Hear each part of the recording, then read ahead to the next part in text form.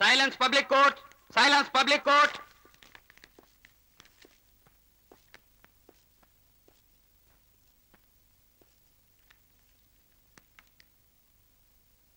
Case number 74,356. Your honour, 18వ తారీఖు రాత్రి 10 గంటల ప్రాంతంలో పద్మ అనే మైనారిటీ తీరని కన్నెపిల్లను ఈ రవీంద్రబాబు అమానుషంగా మానభంగం చేసి ఆమె మరణానికి కారకుడయ్యాడు. ఒక కన్నెపిల్ల జీవితాన్ని నిర్దాక్షిణ్యంగా నాశనం చేసిన ఈ వ్యక్తిని విచారించి భవిష్యత్తులో ఎవరు ఎప్పుడు ఎక్కడా ఇటువంటి ఘోరం చేయకుండా కఠినంగా శిక్షించవలసిందిగా కోర్టు వారికి మనవి చేసుకుంటున్నాను. సాక్షులను ప్రవేశపెట్టండి. కామంచి సుశీల, కామంచి సుశీల, కామంచి సుశీల. దేవుని మీద ప్రమాణం చేసి అంతా నిజమే చెబుతాను. అబద్ధం చెప్పను. చూడండి సుశీల గారు, మీకు ఈ రవీంద్రబాబు తెలుసా? ఎందుకు తెలియదండి? అన్యాయంగా మా పద్మను పొట్టన పెట్టుకున్న పాపిష్టవాడు. జరిగింది ఏదో వివరంగా చెప్పండి. ఈ రవీంద్రబాబు రోజు ఆయన కోసం మా ఇంటికి వచ్చేవాడు. మా ఇంటికి వస్తున్నప్పుడే మా పద్మ మీద కన్నేశాడండి. మా ఆయన చనిపోగానే పద్మకు మాయ మాటలు చెప్పి దాన్ని తన ఇంటికి తీసుకెళ్లాడు. ఒకరోజు ఏడుస్తూ పద్మ మా ఇంటికి వచ్చింది. ఆ రోజు రాత్రి సుడిగాల్లా ఈ రవీంద్రబాబు మా ఇంటికి వచ్చి పద్మను రమ్మని పిలిచాడు. తను రానుంది. అక్కడి నుంచి దాన్ని కొట్టడం మొదలు పెట్టాడు. అయ్యో, దాన్ని కొట్టొద్దని చెప్పి నేను అడ్డం వెళ్తే నన్ను 4 తద్ది ఆ మూల పడేశాడంటే. దాని జీవితం నాశనం చేసి దాని ప్రాణాలు తీశాడు బాబు. దాని ప్రాణాలు తీశాడు. Any cross examination please. yes.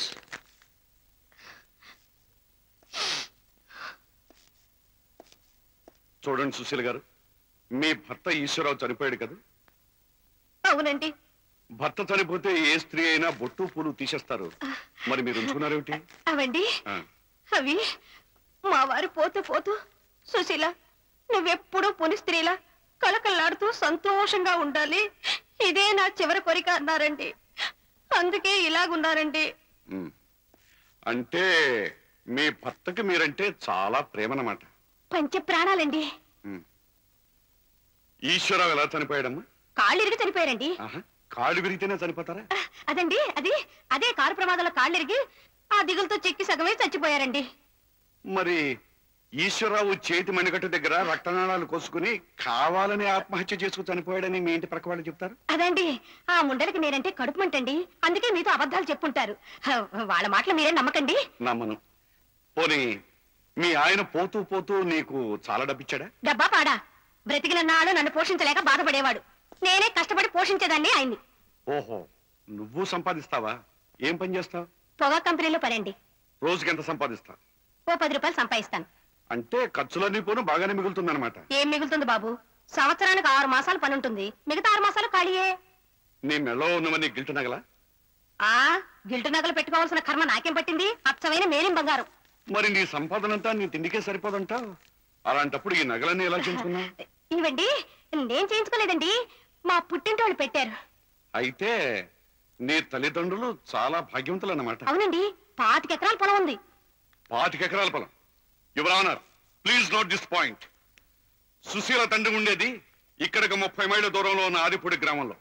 ఆ గ్రామ మున్సబు అతనికి సంబంధించిన వివరాలన్నీ తెలియపరుస్తూ రాసిన ఉత్తరం ఇది. చదవండి. ఈ సుశీల తండ్రికి సెంటు భూమి లేదు సరిగదా, ఇప్పుడు అతను అడుక్కుతుంటూ బ్రతుకుతున్నాడు. సుశీల, నీ మెళ్ళలో ఉన్న నగలు నీ పుట్టింటి వాళ్ళు ఇచ్చినవి కావని తేలిపోయింది. మరెక్కడవో చెప్పగలవా? నువ్వు చెప్పలేవు, నేను చెప్తాను. మీరు పొగా కంపెనీలో నువ్వు ఆ పనితో పాటు ఇంకో పని కూడా చేసేదానివి. అదే వ్యభిచారం. నీ చాతుర్యంతో మగవాళ్ళని ఆకర్షించి వారికి సుఖాన్నిచ్చి తద్వారా డబ్బు సంపాదించేదానివి. అవునా? ఇదిగో ఇలాంటి పాడు మాటలంటే మీ కళ్ళు పోతాయి. యువర్ ఆనర్, కేసుకు సంబంధించిన ప్రశ్నలు అడిగి సాక్షిని కంగారు పెట్టడమే కాకుండా గౌరవ కుటుంబానికి చెందిన సుశీల గారిని అశ్లీల పదజాలంతో కల్పిత నేరారోపణలతో దూషిస్తున్నారు డిఫెన్స్ వారు. యువర్ ఆనర్, గౌరవప్రదమైన కుటుంబానికి చెందిందని చెప్పబడుతున్న ఈ సుశీల డబ్బు కోసం పడుపురుతులోకి దిగింది. డబ్బు వస్తుందంటే ఏ పని చేయడానికైనా సిద్ధమే. భర్త బ్రతుకున్నంత కాలం డబ్బు కోసం పీడించింది. అతను కాళ్ళు పోయి మంచంలో పడి ఉన్న సమయంలో కూడా డబ్బు కోసం అతని కళ్ళెదిటే వ్యభిచారాన్ని సాగించింది. ఆ ఘోరాన్ని చూసి సహించలేక అతను ఆత్మహత్య చేసుకున్నాడు. డిఫెన్స్ వారు చేస్తున్నవన్నీ ఆరోపణలు మాత్రమేనని కోర్టు వారికి మరొక్కసారి విన్నవించుకుంటున్నాను యువర్ ఆనర్. నావి ఆరోపణలు ఎంత మాత్రమో కాదు యువర్ ఆనర్, వాటన్నిటికీ సాక్ష్యాలున్నాయి. ఇక్కడే ప్రవేశపెడతాను. అనుమతించవలసిందిగా కోర్టు వారిని కోరుతున్నాను. Thank you your honour. యవమా సుశీల, పోయిన సంవత్సరం జూలై 22వ తారీఖున ఇదే ఊళ్ళో ఉన్న అజంతా లాడ్జి మీద పోలీసులు దాడి జరిపారు. ఆ సమయంలో నువ్వు వివస్త్రపై ఇంకో వ్యక్తితో ఆ గదిలో కనిపించావు. పోలీసులు మీ ఇద్దరిని అరెస్ట్ చేశారు. అవునా? అబద్ధం అబద్ధం అబద్ధం. అవును, అబద్ధమే. వ్యభిచార నేరం కింద పోలీసులు నిన్ను అరెస్ట్ చేసిన మాట అబద్ధమే. ఆ తర్వాత నీ కోర్టులో జరిమానా విధించిన మాట కూడా అబద్ధమే. అవునా? అవును, పచ్చి అబద్ధం. యువర్ ఆనర్, ఆనాటి సుశీల కేసుకు సంబంధించిన కోర్టు రికార్డు ఇది. ఇది చదివితే మీకే తెలుస్తుంది ఈ సుశీల ఎంత పతనమైన మనిషి. డబ్బు కోసం శరీరాన్ని నమ్ముకునే ఈ మనిషి అదే డబ్బు కోసం చెల్లెల కన్నా మీదగా ప్రేమించిన పద్మను రవీంద్రబాబు మానభాగ్యం చేశాడని చెప్తోంది. ఇలాంటి ఇన్క్రెడిబుల్ విట్నెస్ వల్ల ఈ కేసుకే కాకుండా ప్రాసిక్యూషన్ వారికి కూడా ఎలాంటి ఉపయోగం జరగదని మీకు మనవి చేసుకుంటున్నాను. That's all your honour. Prosecution వారి తదుపరి సాక్షి మామిడిపూడి అన్నపూర్ణమ్మ, మామిడిపూడి అన్నపూర్ణమ్మ, మామిడిపూడి అన్నపూర్ణమ్మ.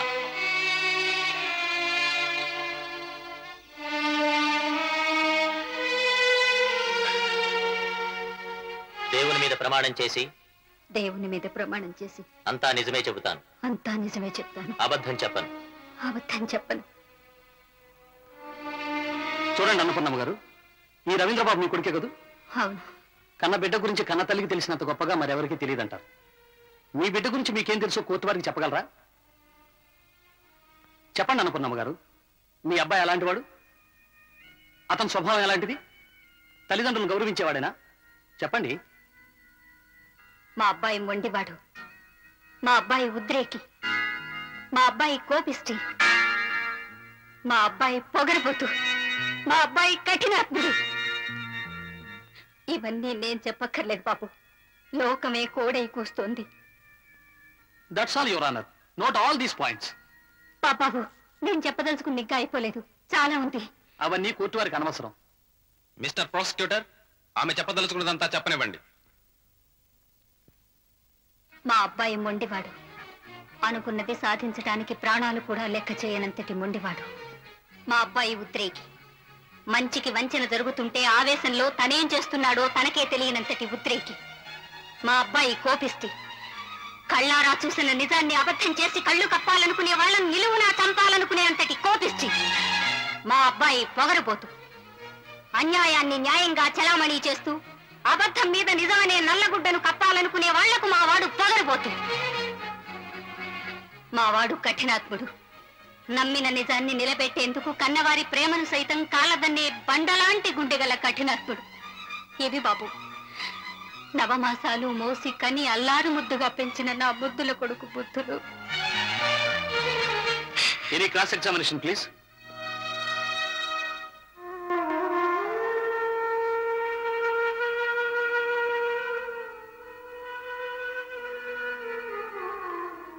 మూడవ సాక్షి వేలుముద్రల నిపుణుడు మిస్టర్ విజయరామును ప్రవేశపెట్టించండి యువర్ ఆనర్. మిస్టర్ విజయరామ్, ఈ ఫోటోలు మీరే తీశారు కదా? అవునండి, ఇవన్నీ మానభంగం జరిగిన ఇంట్లో తీసినవే. ఆ ఇంట్లో అన్ని వస్తువుల మీద నిందితుని వేలిముద్రలు బలంగా ఉన్నాయి. అంటే ఈ ఫోటోలో వేలుముద్రలు రవీంద్రబాబు వేలుముద్రలు ఒకటేనన్నమాట? అవునండి యువర్ ఆనర్, ఈ కేసులో మరో బలమైన ఆధారం ఈ వేలుముద్రలు. కోర్టు వారిని పరిశీలించవలసిందిగా కోరుతున్నాను. విజయరామ్ గారు, మీరు వేలుముద్ర నిపుణులుగా ఎన్ని సంవత్సరాల నుంచి పనిచేస్తున్నారు? 10 సంవత్సరాల నుంచి అండి.